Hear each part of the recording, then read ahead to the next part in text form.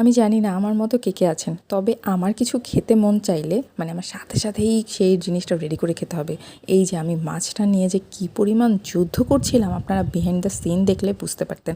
আর মাছের কাঁটাগুলো তো লিটারালি কাটাই যাচ্ছিল না, শেষ পর্যন্ত আমি পুঁতা দিয়ে তারপরে ছেঁচে তারপরে আলাদা করে নিচ্ছিলাম।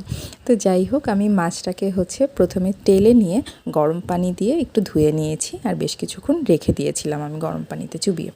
এরপরে আমি একটা কড়াইয়ের মধ্যে জিরা, তারপরে 2টা শুকনা মরিচ দিয়ে ভালো করে ফোড়ন দিয়ে পেঁয়াজ রসুন দিয়ে আমি ভেজে নিয়েছি। ভেজে নেওয়ার পরে একে একে করে আমি শুটকি, তারপরে কাঁচামরিচ, টমেটো, লবণ, হলুদের গুঁড়া, মরিচের গুঁড়ো সব কিছু দিয়ে নিয়ে ভালো করে মিশিয়ে তারপর পানি দিয়ে দিলাম। অল্প কিছু পানি দিলেই হয়ে যাবে, কারণ আমি গরম পানি দিয়ে নিয়েছিলাম। মোটামুটি আমার রান্না একদমই রেডি হয়ে গেছে। এই যে দেখতেই পাচ্ছেন, কালারটা খুবই সুন্দর এসেছে আর খেতেও জাস্ট লোভনীয় ছিল।